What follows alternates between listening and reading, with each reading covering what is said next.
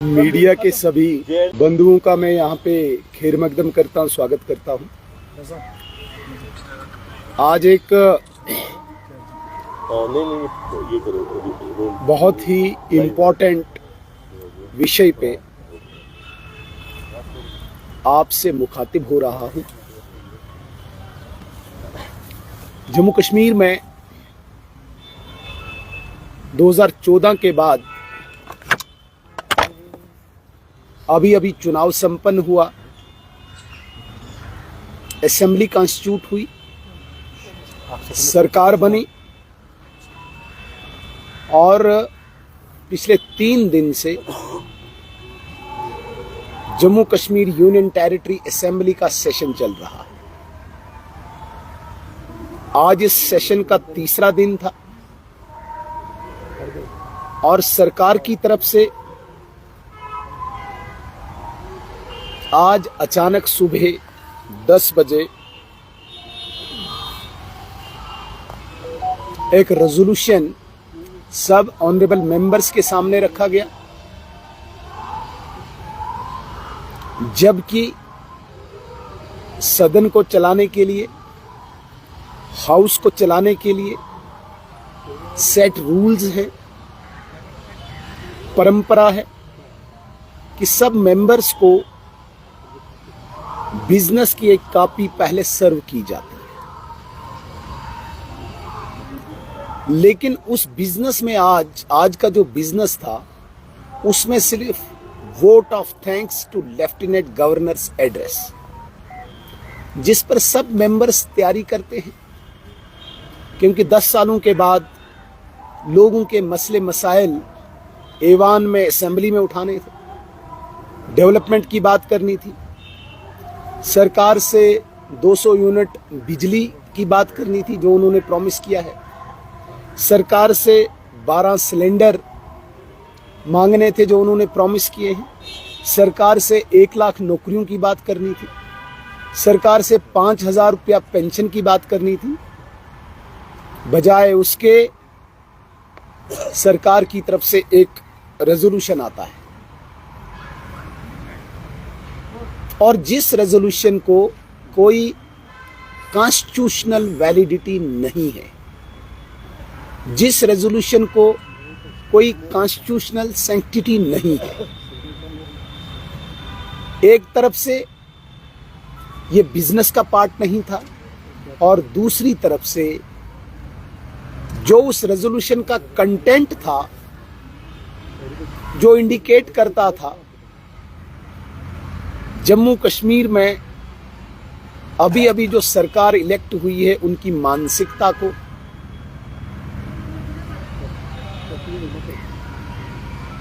(370) की तरफ इंडिकेट करता था, जिस 370 को देश के सबसे बड़े डेमोक्रेसी के, लोकतंत्र के मंदिर में हटाया गया और उसके बाद ऐसे ही कुछ लोगों ने पार्लियामेंट के फैसले को चैलेंज किया और सुप्रीम कोर्ट के कॉन्स्टिट्यूशनल बेंच ने भी उनकी प्ली को रिजेक्ट करके पार्लियामेंट के फैसले को सही ठहराया, जायज ठहराया। दैट मीन्स जिस केस को लेके ये सुप्रीम कोर्ट गए थे उसको सुप्रीम कोर्ट ने जायज ठहरा के डिसाइड कर दिया, सेटल कर दिया। अब जब सेटल हो गया सुप्रीम कोर्ट में भी, पार्लियामेंट में भी चुने हुए नुमाइंदों ने 543 मेंबर्स के बीच में बहस के बाद पास हुआ, फिर मुझे बताइए एक असेंबली के पास कौन सा इख्तियार है, कौन सा कॉन्स्टिट्यूशनल अधिकार है कि वो रेजोल्यूशन लाए, जिसका हमने पुरजोर विरोध किया। विपक्ष के नाते किसी भी कीमत पे उस 370 को, जिसको पार्लियामेंट ने धराशायी किया है, उसके लिए ऐसे किसी भी रेजोल्यूशन को, ऐसी किसी भी बात को भारतीय जनता पार्टी हो, भारतीय जनता पार्टी के विधायक हो, सदन के अंदर हो या सदन के बाहर हो, हम उसका विरोध करेंगे और इस पर किसी भी कीमत पे किसी भी एक शब्द को भी हम एक्सेप्ट नहीं करेंगे। मुझे आज आपके सामने दो सवाल दो पार्टियों को खड़े करने हैं। पहली पार्टी कांग्रेस, देश का प्रमुख विपक्षी दल। कांग्रेस अपने स्टांस को, अपने स्टैंड को वाज़ा करे।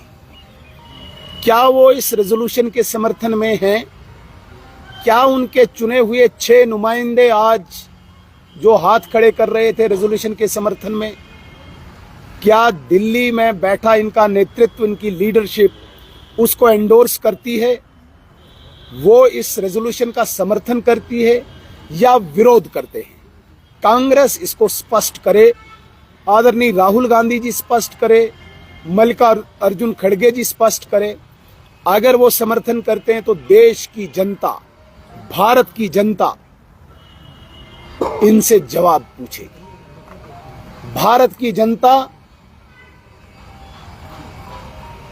कांग्रेस से पूछेगी। अगर वो समर्थन में नहीं है तो ये 6 मेंबर अगर आप माइनस करते हो तो मुझे लगता है ये रेजोल्यूशन भी माइनॉरिटी में है तो सरकार भी माइनॉरिटी में है। इसलिए कांग्रेस को स्पष्ट करना होगा कि वो समर्थन के हक में, इसके रेजोल्यूशन के हक में या रेजोल्यूशन के विरोध में। दूसरा,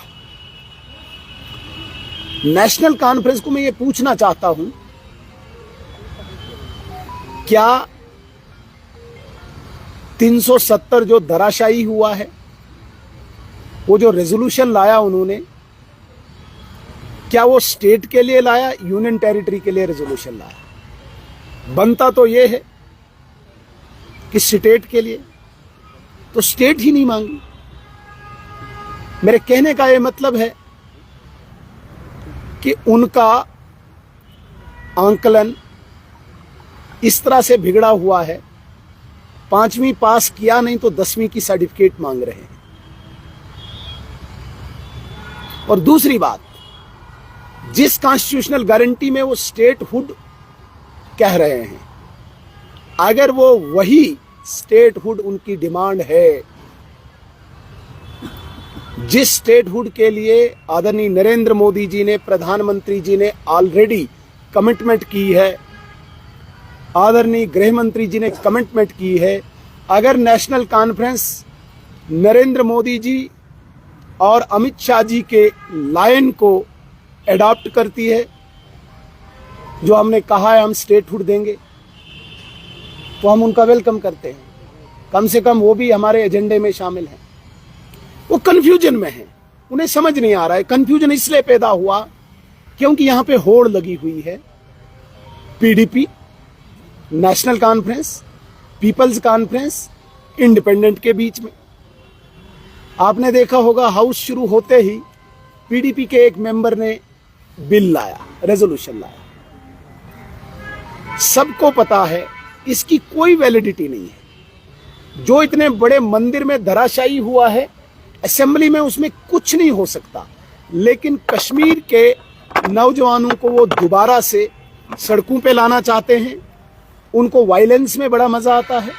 यहाँ पत्थर चले, यहाँ गोलियां चले, 370 के नाम पे गरीब के बच्चे को बाहर लाएं, क्योंकि एमएलए के बेटे को तो एमएलए ही बनना है। आप देखें, बाप बेटा, जीजा साला, भाई भाई, दादा पोता कितने हैं अंदर। मींस एमएलए की फैमिली एमएलए बनेगी, गरीब का बेटा सड़क पे आएगा पत्थर मारने के लिए और गुपकार पे बैठ के ये राजनीति करेंगे, खून की राजनीति। तो इस प्रकार से ये दोबारा से जम्मू कश्मीर को वहां पे लाना चाहते हैं। हमने अपने मैनिफेस्टो में ये वादा किया था जम्मू कश्मीर की जनता को, हम भ्रष्टाचार मुक्त जम्मू कश्मीर देंगे, हम परिवारवाद मुक्त जम्मू कश्मीर देंगे, हम विकास वाला जम्मू कश्मीर देंगे।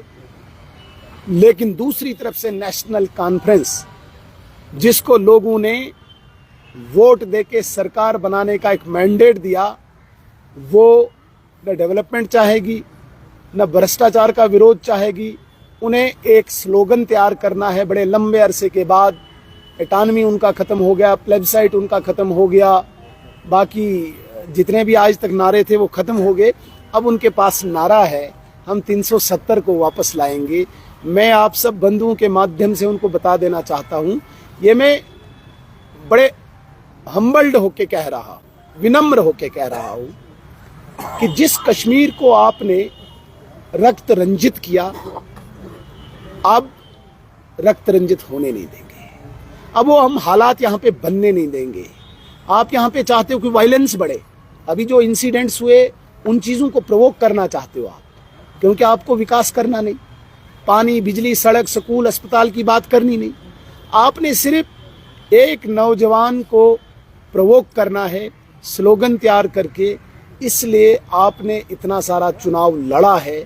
आपको चुनाव लड़ने का मकसद सिर्फ और सिर्फ कश्मीर में दोबारा से वायलेंस पैदा करना, वो हम होने नहीं देंगे। एक आज के विषय से मैं हटके एक सवाल पूछना चाहता हूं नेशनल कॉन्फ्रेंस से। हम डिबेट करेंगे हाउस में, आइए 5 अगस्त 2019 के बाद और 5 अगस्त 2019 से पहले जब जब आपकी सरकार रही, आपने कश्मीरी सिविलियंस का कत्ल करवाया है। मींस सबसे ज्यादा ह्यूमन राइट वायलेशन आपने की है। और मैं दावे के साथ कहता हूं 5 अगस्त 2019 के बाद कोई भी civilian killing Bharatiya Janata party की सरकार ने नहीं होने दी। हम उग्रवादी को, आतंकवादी को दफन करेंगे, मौत के घाट उतारेंगे, लेकिन कश्मीर का सिविलियन हमारा भाई है, उसको हम गले से लगा के रखेंगे। तुमने उग्रवादियों की आड़ में कश्मीरियों का भी कत्ल किया है, इसलिए डिबेट होनी चाहिए उस ह्यूमन राइट वायलेशन पे। कितने सिविलियन मरे हैं आपके दौर में, करो डिबेट। और हमारे दौर में भी किसी कीमत पे भी एक भी सिविलियन को कांटा नहीं चुभने देती है भारत की सरकार। इसलिए आज का ये ढकोसला बेबुनियाद था, बेसलेस था, फेक था, लोगों को गुमराह करने का था, जिसको हम कंडम करते हैं, खंडन करते हैं। स्पीकर जो अनबाइस्ड होता है, न्यूट्रल होता है, उन्होंने भी आज एक पार्टी का एजेंट बन के उस कुर्सी की, मैं कहता हूं कि उस कुर्सी की गरिमा को तार तार कर दिया है। इतना ही मुझे आज आपसे कहना था। धन्यवाद।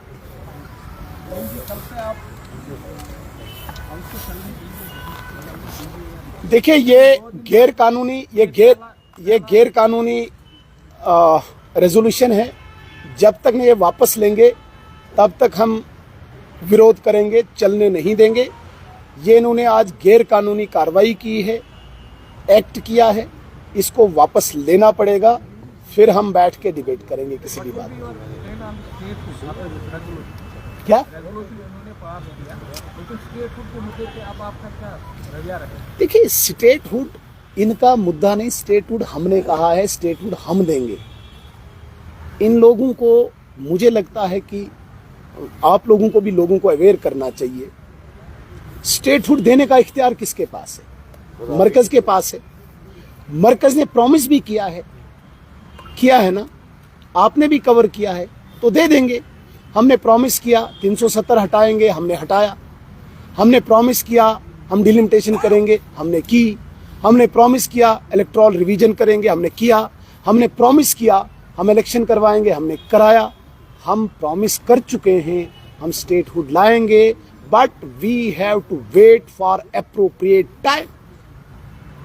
इस शब्द को आप बड़ी गंभीरता से सुने। You should wait for appropriate time. Statehood आपको दिया जाएगा, हमको मिल जाएगा।